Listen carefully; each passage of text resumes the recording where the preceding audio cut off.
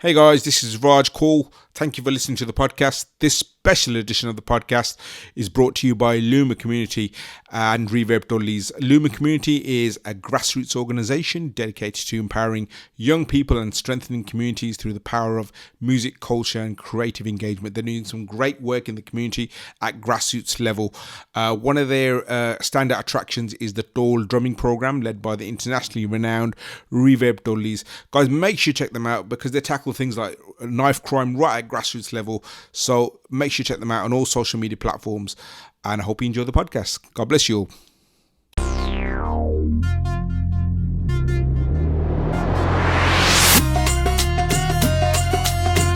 Hi guys, welcome once again to the Kaul podcast. I've got today on the show Bhangra royalty, really. I think even though he's not Punjabi, always Indian, but or royalty, if you can hear me.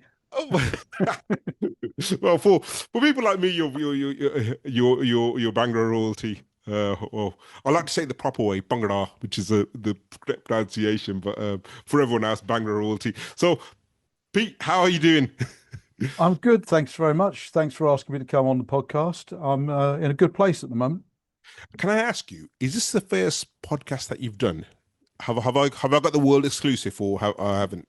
It's not quite. I wouldn't call it podcast, but I have done things which have popped up on YouTube with various people. Some in the sort of Bhangra area, and some others. But I haven't done anything for quite a long while, so it felt like time to have a bit refresh and meet yourself and see where we go from there. Absolutely, yeah, it's such a pleasure. So, for anyone who doesn't know, Pete, I'm just going to say he's the orchestrator behind the Bhangra industry where he went mainstream. He's probably too modest to say that, but you are really, especially with like sort of Diamond album by Heera. But we'll talk about that later. So tell us a bit about your background. Where are you originally from, and your bit about your childhood. Right. Well, I'm an Essex boy. I was born around Ilford way in Essex, 1957. If you want to do the math, I prefer not to. A very typical normal boy in a very typical normal boy's house, and my family are mainly academics. My brother took up playing the piano at 8 or 9 years old, and I thought, I quite fancy some of that. So I got my mum to get me some piano lessons, and I started on the train of learning to play instruments. Wow. And that was really what started me. And I realised fairly early on that I was pretty rubbish at some aspects of it. I was pretty rubbish at reading music, but I was pretty good at listening to a piece of music and then being able to figure out what notes it must be on a piano. Yeah. And I didn't really understand the meaning of all of that at that stage, but that's how it started, just as one of those things you do in childhood. Interesting. I'm just, as I said, we're going to go off on a lot of tangents in this conversation. Okay.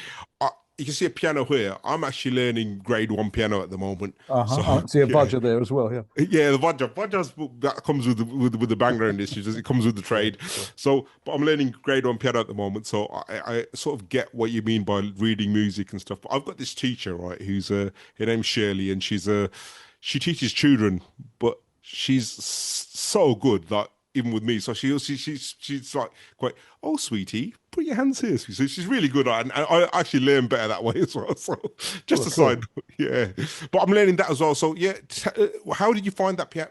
You said you struggled with the reading of sheet music. Did you carry on with that, or did you go on your own journey, or did you carry on with the piano lessons?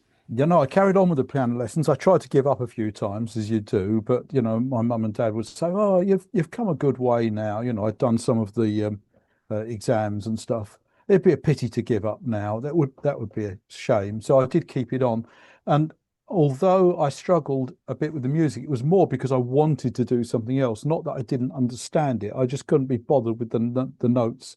Yeah, and it was better for me to learn it by hearing it and then reproduce it.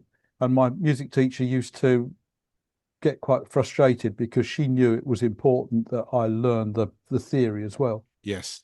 But I had enough theory. I tell you what it did give me, which was so useful at such a young age. It gave me a manual facility. It meant that I'd learnt scales and arpeggios and chord shapes and the way you move on a piano and where everything is. And she taught me that well. And even though it was years before I could really get good enough to make that count, it meant that when I was ripping up and down keyboards in my late teens and 20s and really getting into the instrument, she'd started me off on the right foot, so to speak. So she did me a really good turn with that, and it was frustrating for her that I wanted to play my own music and make my own music rather than learn to play other people's music. But that was a difference we could work with. But she should like. Don't you find that strange? Because some people who are from the classical, classical pianists, they have that sort of. Would I be cheeky to call it elitist sort of attitude, or some of them? I'm not saying Well, she did, but some of them do, don't they? Like, yeah, she was married to, I think, a head teacher. She was an educationalist. She was a traditionalist. And so she knew the way that music had been taught and should be taught. I mean, you've got to remember this would be 1965 or thereabouts. yeah, So, attitudes have changed a lot over 50 and 60 years. absolutely, yeah. So how did you transition from that? You were saying you were playing your own music. What were you into at that time? I was trying to learn to play classical music and realizing that I was never really getting up to pace on it. I've got very small hands, which doesn't help. So if you've got big intervals on the left hand, you come up against a physical restraint. And I was just interested in figuring out my own route through it and making my own tunes and my own harmony. So going along with doing the various pianoforte exams at school and that sort of thing, I started to get friendly with other musicians along the lines of the of my way of thinking. Eventually formed a small school band, started to do a couple of shows and bits and pieces, and I sang as well in all kinds of different things, apart from the sort of formal school plays, but I sang with a group of singers. So I learnt a little bit about uh, vocal harmony, and I learned how to play some pop tunes, which pop music wasn't in my household really very much. It was a very much classical upbringing. So I spent a lot of years in those teen years figuring out what I was interested in, how it was all fitted together in terms of the shape and patterns of the thing, and then finding increasingly that my ability to play chords and arpeggios and stuff was beginning to become useful. So we formed a band, and suddenly I went from one of those outsider kids that you have at school, sort of on the fringe and not very popular with anybody, to having a sort of a cool, because my uncool friends and I, forming a band, formed something that was cool. And we did school performances. We did a school disco. We played. We did a version of Joseph is an Amazing Technicolor Dream for the Yeah. public school up the road, and we got reasonably good, reasonably, but not brilliantly good. Funny enough, most of the people that are in those early bands have had careers in music, so maybe we were better than we thought we were. But at the time, it was Mm. just my schoolmates. Well, that's what music is, isn't it? You're just having fun at the start, isn't it? And you're Yeah, just yeah, sort of enjoying it, and then suddenly it just leads you to places which you didn't expect. That's what yeah. happens. I feel. So, what was the band called? Just out of Oh interest. well, in various bands at school, I can't actually remember. Or I think we had a band called Phoebus. This would be, 1972 or something like that. 71. I would be 15 or something like that, and a couple of variants of that. And as I say, I can't really go into names, but most of the people either had full-blown, quite heavy-duty music careers, or at least played in pubs and played commercially, at least. Wow. So we did all of that.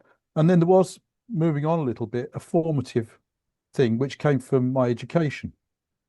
Now, I wasn't very good in formal school classes, just like I wasn't very good in formal music classes.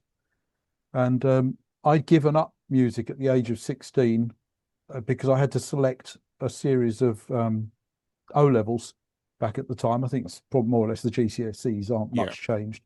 So I had to pick my O level path, and I was interested in physics and physical things. So I was in a kind of a situation where my teachers at school were telling me, you've either got to go one way into the sciences or you've got to go the other way into the arts. And my sciences were stronger than my arts. So I gave up music and I did Wow. computer science and physics and English later on. But nevertheless, so I had this problem that I was now doing a whole bunch of O levels, 8, I think, to start with, 8 or 9, not doing very well at them. So I happened to also notice that the music department had some little rehearsal rooms with pianos in, and I used to sneak down at lunchtimes and go and play the pianos in those. And on this day, this formative day, this teacher came in and knocked on the door and said, "Hang on a minute, you're playing the piano?" And I said, "Well, yes." And he said, "But you're not in one of my classes. What's going on?" So I explained that I'd chosen the sciences. And he said, "Well, you're not doing a music O level. You're crazy. I can hear you can play reasonably well." I said, "Well, you know, I've gone with the sciences." He said, "How are you doing with the sciences?" I said, "Pretty rubbish, if I'm honest." So he said, "Well, I'm going to have a word, and I would suggest if you're struggling, why don't you do the opposite of what you'd expect? Add the O level, do a music O level because you'd walk it." So this was handy because it turned out I'd failed a few months later. I failed French and German and history, I think. But he put me in for this O level, and he came and he found me. He said, "I've put you in for the O level." I said, "Well, when is it?" He said, "4 weeks' time." I said, "Well, I don't know anything." He said, "I'll just bone up on some history, learn some dates, when did Mozart live and who did he know?" And he said, "And then go with the more practical side. You have to have a bit of theory and you have to have basic notation, which I know you've got." So I said, "Okay." So I did this music O level, and I got an A. I Wow. walked it as he predicted. So at this point, I promptly went back on the advice of other teachers and abandoned music and carried on with my A level subjects, which were physics, computer science, and English. Now, computers were developing very, very quickly in the early 70s, and the teachers were kind of behind the curve. And I was struggling with computer science. So on this day, I'd gone down to play some music down in the music department again. This same teacher came to me, knocked on the door. He said, "Oh, you again?" He says, "What are you doing now? You're not in my music classes." And I said, "No, I chose the sciences." He said, "Oh, that's a pity." He said, "How are you doing with the sciences? You know what's happening here, don't you? How do you know about the sciences?" I said, "No, actually, I'm completely out of touch with the whole computer thing. I'm losing it with it." He said, "Well, that's a pity. Why don't you do music A level?" No. I said, "Well, hang on. I don't want you to drop me in 4 weeks on me this time." I probably spoke to him a little bit more um, formally than that, but I don't want to do it in 4 weeks. He says, "No, no, you've got 9 months." So at that point, I abandoned computer science and I took up the music and I attended his classes. And I don't think I got an A. I think I got a B in music. So I ended up at the end of the day, I also dropped English for other reasons, to my long-term shame, because I needed my English later, and I sort of brought myself up into being able to speak properly. But nevertheless, I ended up with physics and music as A levels. So that prompted most of my staff at school to go into some kind of either hooting derision or complete fury, because they said, "Well, you've got two completely useless A levels. There are no universities in the country that will do physics and music." And I said, "Well, okay." They said, "Well, there is one actually. There's a Tonmeister course in Guildford. You can have a try for that." I did have a try for that, as it happened. I went there with a terrible cold and I failed the audition, but that's another step. What was that? Sorry, Pete. It Tone was Master, did you say? the Tonmeister in Guildford University, and it was the first course, as far as I'm aware, that ever started to teach sound as a topic and audio engineering as a topic. And it combined it with having some knowledge of music. So it would have been gold for me. But as I say, I failed the audition because I didn't spot the difference between stereo and mono. I was thinking of it as a piece of music, and I wasn't thinking about the technicals. Anyway, I failed it. So then my staff said, well, you've not got much choice. You really need to be getting into, I don't know, BBC, ITV, get yourself a job in that kind of thing, maybe as a technician. And of course, I don't know whether you know that part of history, but round about then came the 3-day week and the big major layoffs and general strikes and things. There were no jobs.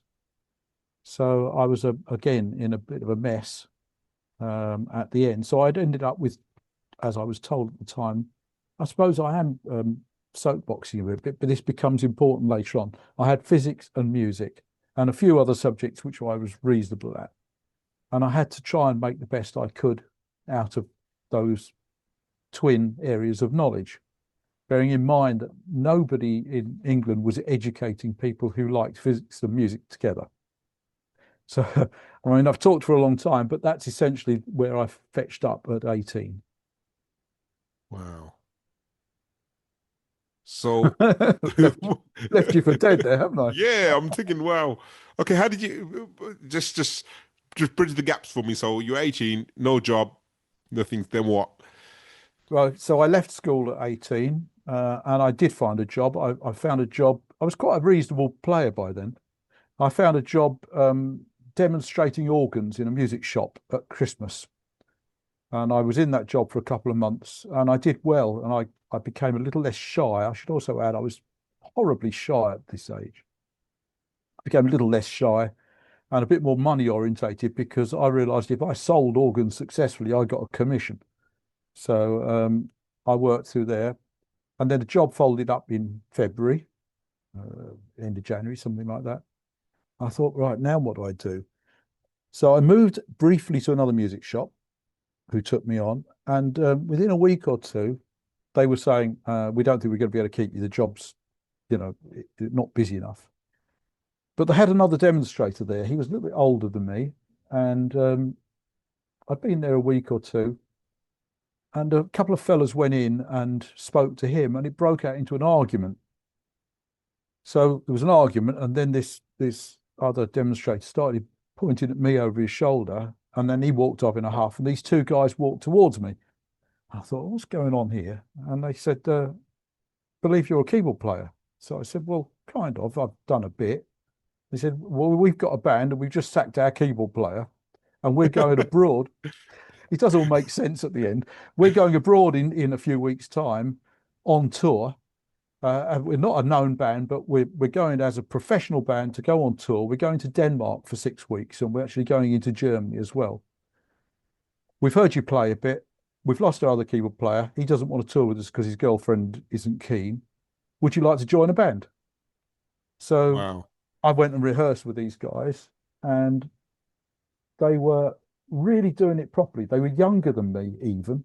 The youngest was 60, and I was probably coming up 19 at this point. But they got proper gear. They were doing gigs all around East London and out in the counties. They had a van, they had a manager. They were very motivated, and they picked up this trick to go to Denmark for 6 weeks. So I went off and I became a professional musician doing that, earning some money doing that. Wow. So that was a start. That was my start. And then by the token of that, I was working 4 or 5 nights a week in the UK, or 8 shows a week when I was touring. And we were working hard and trying to get better. So what was that like, Pete? Because think about, I'm just considering that you're a sort of a shy kid and you've suddenly been put into the spotlight in a band. What was that transition like, and what was your experience like of playing in a band for the first time? Well, not the first time you played as a kid. Yeah, it was like a drug in a way. I loved it so much because there was the musical aspect to it and there were technical aspects to it. We had gear, we had vans, and we had things to maintain, and I'd got a sort of a DIY ability and a physical interest, and we got the music as well. So I had both sides of it, and I was just really happy doing that. My parents, of course, were really worried about this because they were thinking, oh, I should get a proper job and get something solid behind me, which is ironic, really, ironical because, of course, they'd asked me to been really keen for me to learn a musical instrument. So once I'd become reasonably proficient, then they didn't want to use it as a skill that I had. Yeah. But that came round years later. The band also built up my confidence to quite a degree. And essentially then for the next 2 or 3 years, we toured. We did a lot up in the north of England. We toured abroad once or twice. We went to Guernsey for a fortnight, I remember once. And actually then something that was probably more formative than anything else that had ever happened to me then. Well, two things. We'd started to try and record ourselves. I'd got a little 2-track machine, and I'd wire up the house and have players in each room and try and record our music because we were writing songs as well as doing demos. So that was exciting to me. And then through a friend, we got asked actually to go and be the backing musicians in a proper studio for an album that was being made, and it really was a proper studio. So I went along. It was in Willesden. It was called Morgan Studios. It was run by a couple of professional, full-time, heavy-duty grown people. Very, very good studio. Became famous under different names. And the character whose album we were making was an American singer called Billy J. Kramer. Now, he's not famous now, but if you look him up, he was hugely famous in the 60s and into the early 70s. And we ended up as a backing band for this chap. Wow. Nice enough chap. As a result of that, we were springboarded into becoming a session band for other acts because they liked our enthusiasm. We were reasonably good. We could do some harmony singing. We were well motivated. And so we started to get session work. So I was back and forth to this studio and other studios more or less every week, and then doing gigs at night and so on. But going into a full-blown, heavy-duty, proper 24-track studio with all of those blinking lights and huge consoles and the very early synths that were beginning, it was like magic to me. It was absolute legal drugs as far as I was concerned. Because it had everything. It had all of the music and it had all of the technology in it. So it just lit up my physics and music brain completely. And so at that point, I turned pro musician, session musician, and gigging musician. And I started to get properly, seriously interested in studios and studio equipment. So how did you go from there, like to becoming an engineer? Well, I didn't do it the normal way. Being a normal way, you would go to a studio, you'd get a job as a T-boy, T-person nowadays, and you would then become a tape op, which means literally running the tape machines. It was a very physical activity back then. And you would gradually learn the trade. And then at some point in the future, when the engineer was sick, you'd get a chance to actually get behind the console. That was the traditional method. Yeah. So we went another way. As our band, we managed to get some finance from the drummer's father, which was brilliant. And we had already set up a rehearsal room on the East India Docks. And so then we moved from the rehearsal room. We got some money from lovely Johnny Cook, who purchased some equipment, and then I installed an 8-track studio in the rehearsal room. Wow. Which also meant we didn't have then a rehearsal room. So we converted the loo block, this was on the East India Docks, to another rehearsal room. We started to rent them out commercially. So we started to rent the studio commercially and the rehearsal room commercially. Mm-hmm. So that's really what got me a start. Of course, then I had to learn how to wire such things and put up speakers and understand the whole technology of that. And then once we'd got all that working, to direct the action in the studio. So how did you do that? And how did it, was there anyone else in the band that was proficient in that, or did it just fall upon you?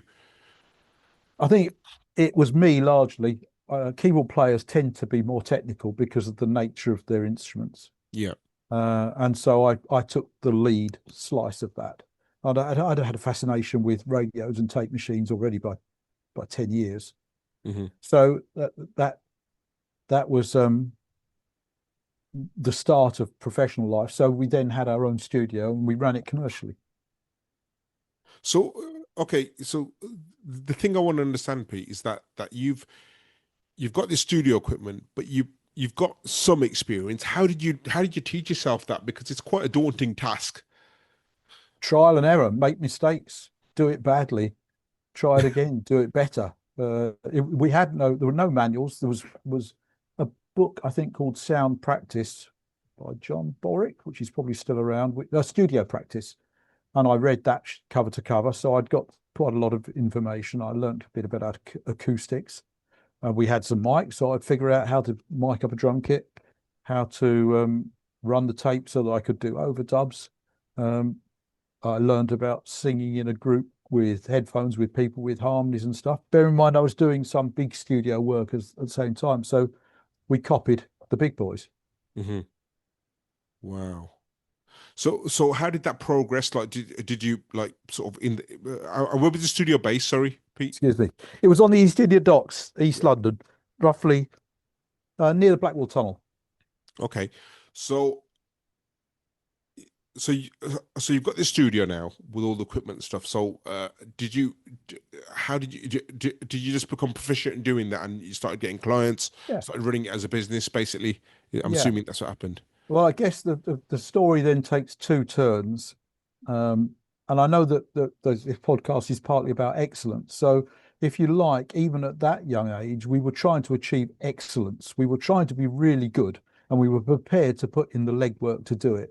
So it was never, I can't figure out the cause to that. It was always we just kept going, kept going, kept going until we did. We can't figure out an arrangement which works with that. We just keep going, keep trying, keep failing and trying, keep trying. We buoyed each other up to keep going. So there Anyway, was so the basically was it the band that was running this for you? well, we were running this as the band. I was the Yeah, keyboard running it player as in the the band. band. Yeah. Yeah, So did you still have the band as yeah, going? for quite a while, and then people wandered off to do different things, and I went and I played in different bands. But there were two formative people. Let me explain who they both were. One, uh, one of these two people was Mike Stock. Now you might know him as Stock Aitken and Waterman later on, but Mike Stock had a band called Nightwork, and he hired the studio, and I got to know him. He wasn't famous. I wasn't famous. Nobody was famous, but he came into the studio, and he was very much the same as I was. He wanted to get better and better, and he Mhm. wanted to. He was a songwriter, a good musician, and so we were kind of kindred spirits in a way. And I'm just going to brief off. You said we go down some side turnings. The guy that got us into or was involved in getting into the session work a couple of years previously, Gerald, Gerald Langley, had a mate who he also asked to play sessions, and he sometimes popped up on the scene when I was doing sessions, and Jerry was there. And his name was Deepak Kazanchi. Okay. Okay. Nice. Deepak Kazanchi also wasn't famous. He'd come from Uganda or somewhere down in Africa, having been chucked out by Idi Amin. Yeah. Indian guy from North India, actually, had come to England at the age of 18. He's a few years older than me, and a proficient guitarist. And he, when I first met him, was doing these sessions, and he popped up on the bigger sessions with me, and we got to know each other. And he was playing guitar in a reggae band on gigs at night. So Wow. now let's park that one for a minute. Park Deepak Gazanchi and Yeah. go back to Mike Stott. Mike Stott had a guitarist in the band called Matt Aitken, who was the Stock Aitken and Wharton. And he was very interested in the studios. And he lost his keyboard player at that point. Can't remember the lad's name. So he asked me, having I now was available. I'd actually been playing in a progressive band called Quasar for a bit, but that's another story. He wanted a keyboard player, so he asked me to join his band doing live shows. And so we became close, and I got to know Matt. So the three of us were into the studio thing, into the production thing, into the songwriting thing. And so eventually we morphed the 8-track studio in East India Docks into a 24-track studio in the basement of Mike Stock's house in Abbey Wood. And we became a production team called Ware, Aitken Stock, which was called Was Productions. And the studio still had the original drummer, his father, still had a stake in that. And so we set ourselves up with a more advanced studio and set about trying to become music producers. Well, and where was this? Was it in the same place or This was in Abbey Wood, Abbey down Wood? Sorry, Southeast. you Yeah, did yeah, say yeah. yeah. So shall I leap forward a few years now? We got better and better at our craft. We met Peter Waterman, who you've also heard of. He's the Waterman of Stock Aitken Waterman, because Mike's brother was making a record. It was about back in the day, cars and things had radios in them, so you could talk to each other. 10-4 rubber duck. I've got all that business. That whole radio hack thing going on. Anyway, this was a record about that. We made the record in the studio. I think we actually made it when we were still in the 8-track, but it got picked up by Pete Waterman, who was already an established producer. And he then remade it, and it was never a hit, but it made waves. That made Pete Waterman interested in us three, and eventually that formed up into a bigger thing. And then through another situation, which is too complicated to get into, I fell out of favour, and they went on, became Stock Aitken Waterman, probably the most famous producers of the 80s. Mm-hmm. And still to this day, hugely famous. And I really don't want to get into the detail. Let's That's just fine. say Yeah, of it course. wasn't my fault, and I felt very hurt by it. Let's go to that. Of course, yeah. So at that point, I'd become quite an established session musician as well. I was earning good money taking early synthesizers out to studios and things. That was actually part of the bone of contention. But anyway, we'll leave that there. So I was doing very well. And then the Stock Aitken Waterman thing folded on me. So I thought, well, now what on earth am I going to do? I was stuck. So I joined another band and started playing pubs again, as you do. And then this day, not much longer after that, a few months after that, Deepak Kazanchi called me and said, are you around? Are you doing very much? I haven't seen you on the scene. He said, I've got some sessions. I'm working on a band. Would you come and play some keyboards? I said, well, where are you? And who's the band? He said, well, it's not the kind of music you'll know much about. It's Punjabi folk music. I said, a job's a job as far as I'm concerned. Who is it? Oh, it's a band called Alup. Okay, what does that mean? Didn't mean anything to me at all, of course. I'd had hardly any kind of knowledge of any of this. Where are you recording? I can't remember now. RKO Studios in Wimble Street, I think it was, central London. So I went in, and I can date this now. This was 1980. Well, no, that's right. I did my first Bhangra recordings earlier than this. I'm a bit mixed up, in 1981 with Deepak Kazanchi. Then later, after I'd stopped with the Stock Aitken Waterman group of people, Deepak said he was hoping to set up a studio in London. Would I like to come into business with him? That's the actual shape how it happened.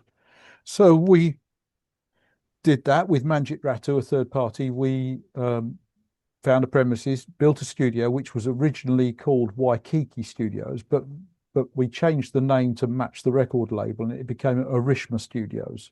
So this is now 1985. So was this before a LARP or? This was after the first two LARP albums. I'd done Best Wishes from a LARP and Dance with a LARP. I think that was 1981, 1982 time. So sure, I'd had a bit of exposure to sure, we're missing a lot of detail here then, Pete. Oh yeah, but then I've got a lot to get through. Yeah. No, we might have to missing Go on, so take me to the detail. If you go back, so what was your first exposure to Bhangra? You said that it was you did that was a lot, 1981.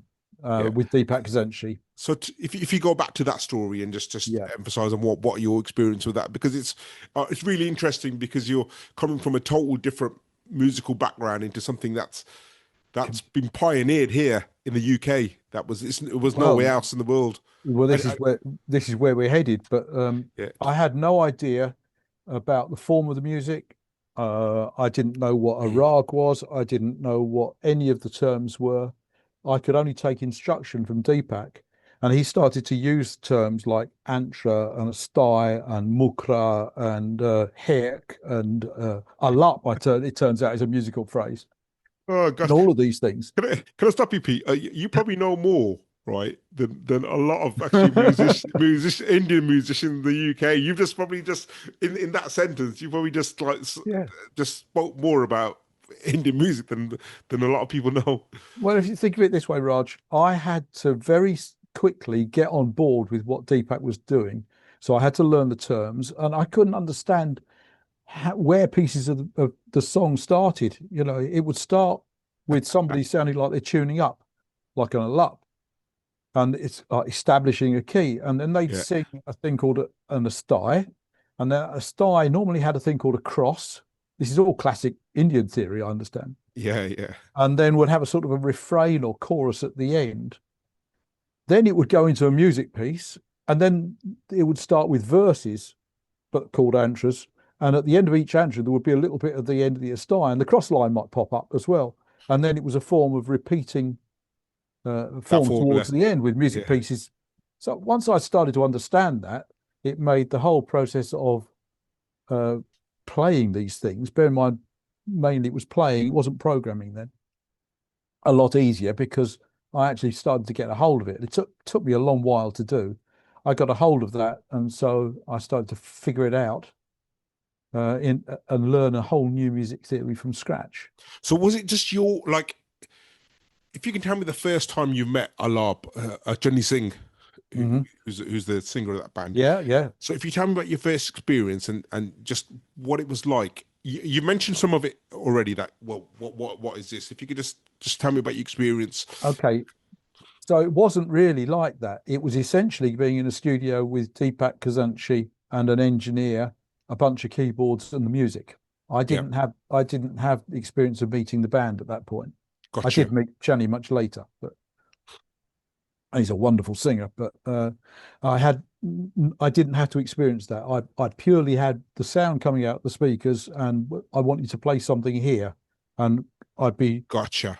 drawing out the chords, or Deepak would write the chords, and I would do my best to add something musical to it all. So at this point, you were just the just playing keyboard. You weren't doing any I was session production or player, mixing. Yeah, no, session player basically. Yeah.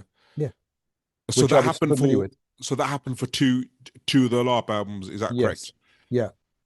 And then it didn't really happen again. I did a couple of other things in various studios on the Bhangra side, but not much. It wasn't Yeah. called Bhangra then, by the way. That's a story in itself. But it was then 1984-5 when we set up the studio in central London Okay. that I was then working full time with Deepak, and our sole aim was to produce music for Punjabi music. And you were in partnership with him. Yep. I was Is in that correct? partnership with, yeah. Yeah.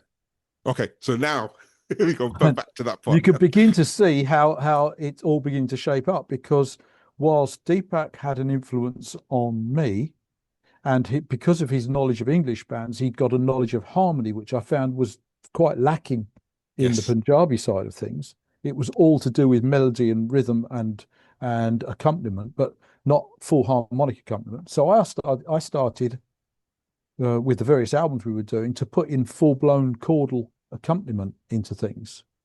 So before that, So was that not like I'm probably a bit too young, maybe. But I heard the LARP album. Before that, was that not really the harmony part, like chord structures and stuff? Was that not really? Because I can remember, wasn't there because for the when I most was part. young, the bands were just a Vajra and a Dolgi and a singer. That's it, Yeah, basically. that's it. That's all Yeah, you needed. Yeah. yeah, Yes, there was no harmonic structure yeah, in Punjabi music for the most part. Not totally, but I mean, and the Vajra player would touch more than one note sometimes, but it yeah. was all about the relationship of the notes in the rag and the tune that was extrapolated and the way it worked from that, and then the story within the tune. So let's talk through one or two of those albums. I think one of the first ones was a Calaprete album of the same name. And then we did a Holly Holly album. Yeah, And then we famous did, album. yeah, and then we did Diamonds from Heera. Yeah, that Uh, I want to come before you because I think that's a big one. So if you just go back to the yeah. other bits, and then when you're ready, let loose on diamonds. Okay, so it was more or less more of the same as as far as I was concerned, but because I had more say in what was going on, I was able to add chords, and I was able to say to Deepak, well, hang on a minute, why don't rather than an F minor here, why don't we try a this chord? Well, what's that chord? Oh, well, it's a D major. Well, that's odd, but it kind of sounds good. Hmm. I said, and what about if we put like a Western beat behind this percussion stuff, you know? And Deepak was all for this because he was already crossing the genre divide, if you like. Yeah, So without having really any idea of what I was doing, I was forming this kind of hybrid with Deepak. And so we started to make albums, and naturally the albums that we've mentioned so far had this kind of hybrid influence. They had drum machines in them, they had chords in them, they had synth effects in them, all sorts of stuff, which was an entirely new sound at the time. that is like to me, because I grew up listening to that sound and just knowing the roots of it. It's like it's almost brought a tear to my eye, Pete, because it's like honestly, it's that because people don't understand, especially in this day and age. Like I'm going to go off on a little tangent. Is we in the UK we sort of we don't get the recognition that we deserve, especially in the music industry now, where it's all hip hop beats and this and that. But actually, it started with you. It started with, in fairness, it started with me and Deepak and Yeah, some of the band musicians. yeah, exactly. All Yeah, fair play to Kumar and Dami and all of these people from that stage, who were going, yeah, bring it on, let's have it. Now, let me give you a little bit of background. So there were a large number of second generation kids growing up, yeah, you know, Punjabi and general Indian kids. And they were in their teens at this time. And they loved this new sound that we were producing. We didn't still know what to call it, but or that it was even a thing, if I'm honest. We were just making albums. But it just chimed with a couple of other things. Firstly, the bands started to get more gigs, obviously, and they started to do some daytime shows at big venues, you know, Leicester Square and places like that. And it caused a furore because a lot of the Asian kids were bunking out off school to come to the yeah. daytime Bhangra shows. So it got into the papers, and people were talking about, you know, and eventually more or less banned because it was disturbing education too much. But it became a kind of a music of this whole youth movement and started to become a really important part of the social environment of all of these kids of 16 going through 20 and who identified with it. So it became a thing, and there were, I remember, you know, proper papers doing items. The Guardian did a 4-page spread on this new Punjabi hybrid music, for example. So now let me take you backwards a step to an endearing fact. Deepak, lovely man, very talented musician, great businessman, not so much. So it would take us a very long time to make an album. We were getting in trouble with the bands. We were getting in trouble because we would miss releases. We would get in trouble because we had lots of bills to pay. And so we came up, and I've told this story many times, you might come across this, on a wet Thursday afternoon, sitting in the office in the studio in central London, pretty much going, what on earth are we going to do now? We're really getting into a bit of a struggle here. And I said, well, we need to think like businessmen about this. We need to somehow make some more money out of the music we've made. I said, we've got to do something important. I've got to spin back and say we'd had by then Diamonds, and I think was it Wicked and Wild, possibly. But there were some albums out, and they were very successful. We got to the point where we were pretty much in desperation, and I said we've got to somehow resell what we've got because we're not producing music fast enough. So Deepak said, well, what do you suggest? And I said, well, I do quite a lot of 12-inch remixes, completely away from Bhangra. This is back in the day, it was done by tape editing and taking mix out. It's a bit like sort of some DJs would have got into.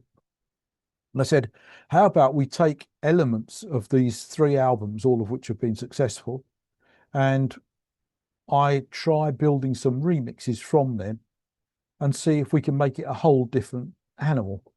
He said, well, I love the idea. He said, I really like the idea of something that's a bit more switched on. And I swear this is more or less the word, the truth of how this happened. So I said, well, I'll go away and try that. Meanwhile, what are we going to call it and how are we going to market it? He said, well, yeah, we can market it as compilations. If you can come up with something that is, you know, different and exciting. He said, I just feel it wants to be something hot. He said, I really feel, you know, like a heated up version. And I said, well, you know, let's stick with that, but that's not enough. We just can't call an album Hot Punjabi or something. It doesn't make doesn't work. I said, come up with some other words. You know, I think. So he started coming up with words, and he said, well, there's this word and that, and I don't get that. What's the word for dance? Natch. It doesn't, to my Western ears, doesn't sound that great. Hats off to Natural Records later on, but nevertheless. So he said, I can't think of anything. I said, well, come on, think, you know, you've got all kinds of things going on. What do they do at festivals? You know, what do they do? And he said, well, there is this weird thing they do in the Punjab where when they're getting the you know, all of the goods in from the fields, they make up this alcoholic drink. And he said, it's called bang. I said, well, I've never heard of that. Well, how's it spelled? Bhang. He said, it's near enough. I said, well, that's right there. It's got some impact. And he said, and then they do this crazy dance. They're like a drunken dance. And I said, well, what's that called? He said, Bhangra. I said, well, hang on a minute, you know. I think, you know, you wanted something hot. I wanted something with impact. And he said, oh, no, not hot. I've got it. Bhangra fever. Right. And so that's crazy. In a moment, in this sub basement on a Thursday afternoon, we came up with a name. And then between us, it wasn't all me. We fed in our ideas together. We came up with the first Bhangra Fever album, which was, from a business point of view, a regurgitation of the best tracks from the previous 3 albums. Because we'd already got all the vocals, we'd already got most of the production. All I needed to put was a thumpy beat underneath, cut it into longer versions, and away we went. So it was a cheap trick from our point of view. Well, blow me, didn't that go big? But were you a label at that time as well, Pete? Yeah, it was on the Arishma Records label. So yeah, sorry, you did say that. I just keep, because you've got a lot of information for me to process. That's why. Yeah, I'm sure I'm going too quick, probably. No, you're not. It's just me, because I was so excited. I'll give you the end of this particular story, which was even with Bhangra Fever, we got so late in trying to finish it that it was due to be released on a Saturday. It was the Easter Saturday in April. And as a result of that, we had to get it to the duplicators. This was all on cassette. Yeah. In time for them to produce cassettes. And we were late with it, and there was all kind of hold. We said, we cannot miss this deadline, not again, you know. So we worked out a deal with the duplicator. They said, look, we can push enough cassettes through the machines to make them, but you'll have to pack them. So Deepak and I said, well, how many have we ordered? We said 21,000. So we sat there on the Thursday and Friday, I think it was the Friday night, and we packed 21,000 cassettes. And then they were going off to the various main dealers around the country. And then on Saturday morning, it was released. And Gosh. it was a glorious, glorious, sunny, warm day. And I went down through East Ham, which was a very big, Indian area, and you could not move for it. It was playing out of shops, it was playing out of cars, it was everywhere. And I sat with the window down looking at this, going, what have we done? How has this happened? It was one of those, can this actually be little me moments? It was a real eye opener, and absolutely bloody marvelous as well. Such a euphoric experience. And of course, it then went on to become best-selling Bhangra album of all time, I believe. So what was your like Pete, as a quote as an outsider? You're not really an outsider. You but at that time, what did you feel? Because you've come into a different genre of music. Did you enjoy the music? Yeah, Uh, once I started to understand it, I didn't understand it, and it yeah, scared me at first. And it, there's a famous, a well-known description of what does Bhangra sound like? It's a few men having an argument whilst more men try and build a tent in the background. It's that kind of thing. So it did sound weird to my ears initially, but yeah. over time you understand how it all fits together as a jigsaw. So But the thing I noticed about your music, that there was so much more. Like, if you look at Bhangra, like later on, it became very generic, whereas there was so much more variation. In your tracks that you did, each track there was a signature. There was a different signature sound on each track, each album. Like even when you did the LARP album with the Asha Bosley, because I want to definitely go into that, because she's my all-time favorite vocalist, a female vocalist. So definitely go into that later. But yeah, so you almost created this sound which is gone now. It's very generic now. At that time, it was. yeah, well, I mean, I was a good musician, I think it's fair to say. I don't want to be too boastful. So on any given day, starting a new track, we go, what are the key elements of this track? What are we looking for? How do we do it a new way each time? And so we would try and start ourselves from a different starting point. And Deepak was good at this too. Very well, grammatical. What's the word I'm trying to say? He got plenty of a good like encyclopedia of ideas and phrases and musical genres and things he could bring to the table. And he was versatile too. He could play instruments and sing and all sorts of things. And I was the same. So we just kept, okay, we don't want to get bored with this. Let's keep starting from a different place every morning. Wow. So So can I go back to the Diamonds album? So when you produced that at that time, because that's quite a revolutionary album. It changed the whole scene, didn't it? So yeah, it'll be 86, I think. Yeah. yeah, roughly. I was probably too young to Yeah. remember. I remember the album itself. Um, so what was the experience? Were Heera in the studio with you? Was that a different type of experience there? Yeah, we met and worked with all of the musicians. Lots of people played on them. I played a lot on them. Deepak played bits on them. The guitarists and keyboard players all played bits and pieces. Damian Kumar came in to sing. Percussion was well, it varied at different times, but there was Pandit Dinesh in the middle of the mix. Yeah, We weren't using dolls, um, so he was playing tabla and dolak on stuff. Um, and we were using Western kits and bits and pieces as well. And I've forgotten his name for a minute, but the violin player would come in and play his parts, all under direction from Deepak or myself, who was ever taking yeah. control at that moment. And so yeah, it was a very much a group effort.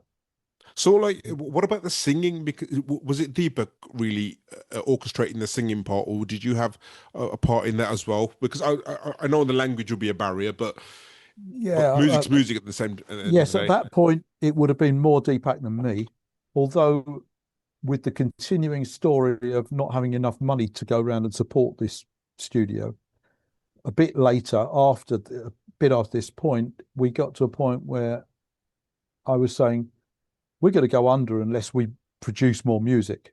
Yeah. How about I start producing bands and you start producing bands? So the idea was that I would do some smaller label bands, and we actually started another label called Ozone for this. Not necessarily bad bands by any means, but less than the headliners, you know. Gotcha, yeah. And so I went off, and my first album as a solo production effort was Hogia Pia by Arg. Wow, okay. And they were lovely guys, I've got to say. Really, really lovely. Was that And still in London? this was still in London, yeah. Yeah. And it was my first effort at putting together a Bhangra album solo. And Deepak was he wasn't dismissive exactly, but he thought, I don't know how this is going to fly. And he concentrated then. He was doing, I think I think Cool and Deadly might have been still being finished at that point. And so I started to work with other bands at that point. So what was that experience like doing by yourself? Because Deepak's not there to sort of steer you, and it's just you basically. Well, you just have to ask questions and laugh when you make mistakes, and allow people to explain to you what they're expecting to hear. Pick up a few phrases, you know. I can't speak any notable Punjabi, but I can say, you know, Peliantra Tika ji.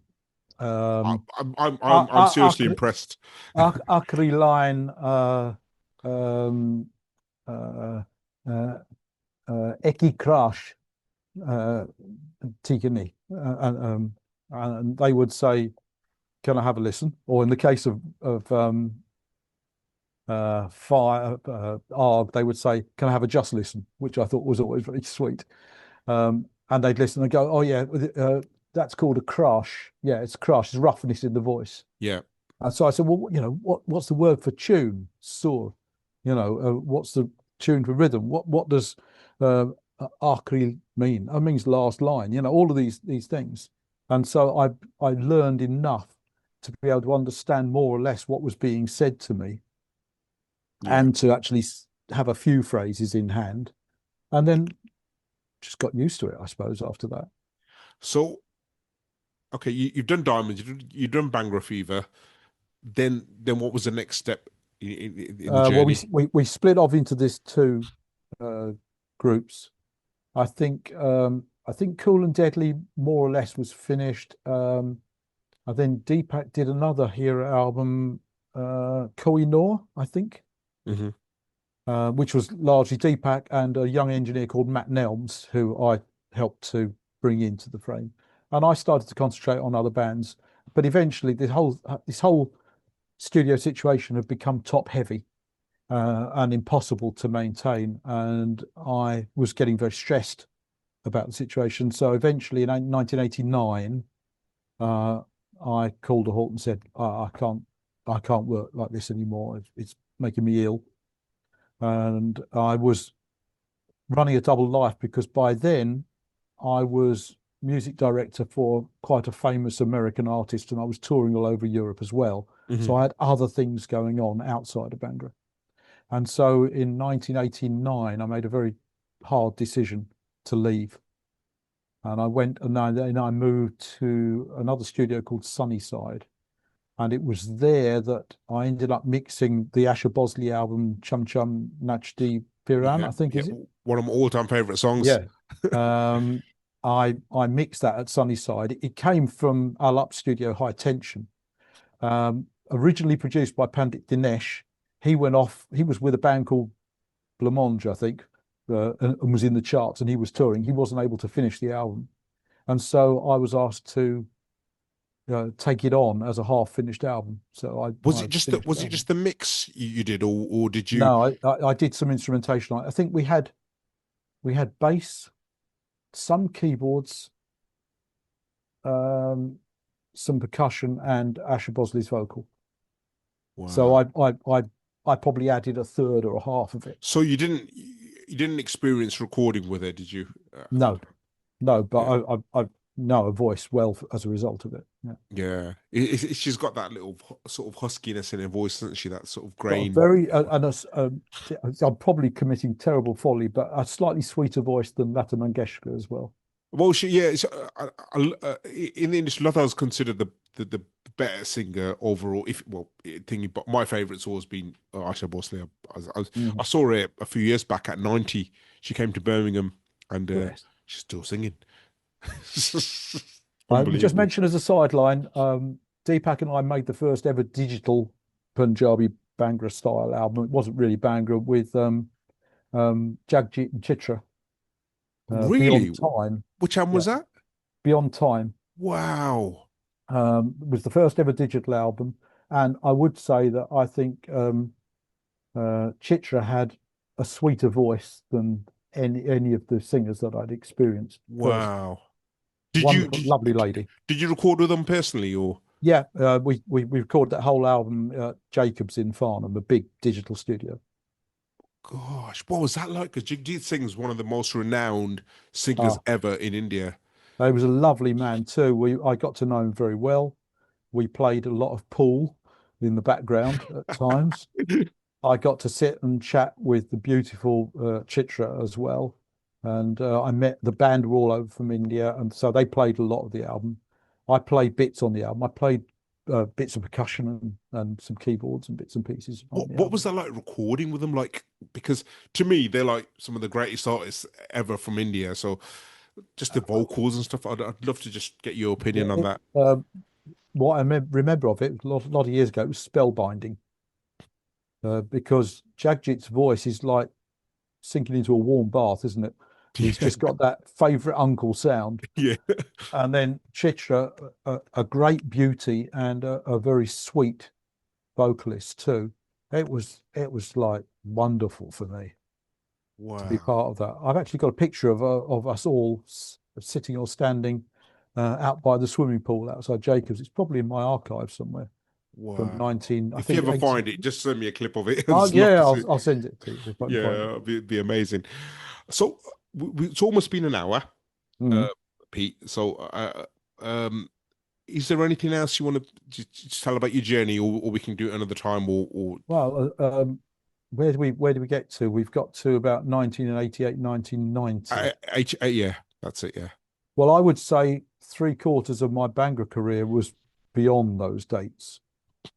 So maybe I don't know how this works for you, podcast wise, but maybe we should call a halt and go in for a second dip at some point. I'm happy with that. I'm absolutely happy with that because it's been such a privilege for me, honestly. And I, at points, I found myself getting emotional because I'm here with someone. Like, I grew up listening to that music, like even the late 80s and 90s, and my mom and everyone grew up listening to that music, and you're such a major part of my childhood, of my Yeah. background, of why we're here, and so I'm forever grateful to Well, I yourself. really appreciate that.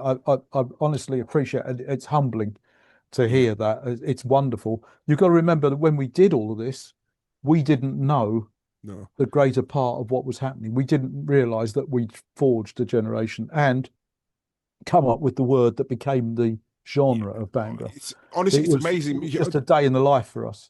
Because if you look at the industry now, the UK is not it's not giving the recognition now because everything's gone to Canada or India. And what's happened is that they've taken our concepts, like which you put together, and I'm not saying it's bad music or anything like that, but Mm. No, it's there's a to lot of great music coming out of India in the last few yeah. years. But and I think the internet changed a lot of things as well because the internet made Western music accessible to everyone around the Yeah, world. well, it makes the ideas travel the world very fast, Exactly, yes. and it Within also it makes the length of time your music sounds fresh for very short, mhm. and people also become frightened of making new sounds. And I can't tell you the number of times in the 90s and beyond that I've been asked to make Bhangra music to sound like something else. So, Wow. in other words, to make new music which sounds like music that's already been released. And the whole Bhangra industry started to chase its tail and be frightened of cutting new ground. In the 80s, we were cutting new ground all the Yeah, time. yeah.